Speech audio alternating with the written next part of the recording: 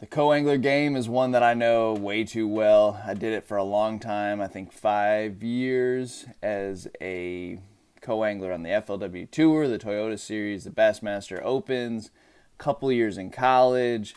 So I fished off the back of a lot of guys' boats. I fished with some of the all-time greats, and I got an education in bass fishing from those guys.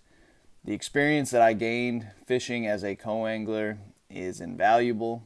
I will use things that I learned for the rest of my life in bass fishing. And it was a neat experience. It was very expensive. You throw down a lot of money. But luckily and fortunate for myself, I made most of my money back. I won a boat and paid for most of my expenses and a little bit extra. So it was a really good deal for me. The first couple years I did it, I did not know what I was doing. I didn't understand how to play that game, and I lost a bunch of money. I recouped most of it and a little extra as I kind of learned how to be a better co-angler and how to make it work from the back of the boat, because it's a totally different game standing on the back deck opposed to standing on the front deck. So the number one thing that I could teach somebody as a co-angler, and this isn't because I'm a boater now and I don't like aggressive co-anglers. It has nothing to do with it. It's just part of the game, and it's something that you really only have access to, and that is a co-angler should use the back deck the same way the boater uses the front deck. So the boater is looking for all those angles that he can use off the front deck of the boat. The guy on the back deck of the boat should be using all the angles that he can off the back deck. And what I mean by that is, like, if you were to cast parallel to the motor, like right over the top of the motor, the boater can't make that cast. So let's say you go into a pocket and the boater throws, 20 casts up in front of the boat. Then he turns the boat around and he starts to fish his way out of the pocket.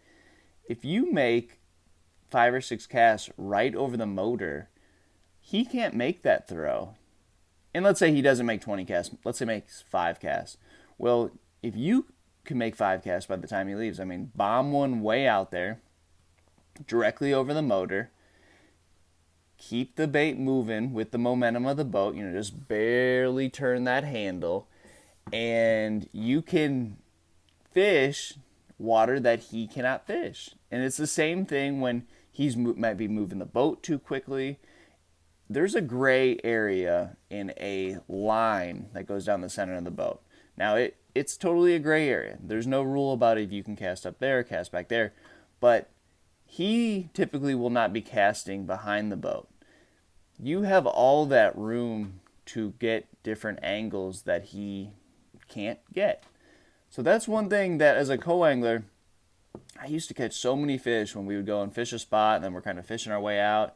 Just make that long cast over the motor and just leave it there. If you're fishing a worm, fish that worm as slow as you possibly can. If you're fishing a moving bait, just keep that bait just slowly moving with the momentum of the boat. You catch a lot of fish like that, and you're not going to make the boater angry. That's one thing that you have to realize is, yeah, there's a lot of guys out there that have won a bunch of money as a co-angler, but they've been blackballed from fishing. Everybody knows who they are. Everyone hates them because they were aggressive co-anglers. You don't want to be that guy. You don't want to make money at another fisherman's expense.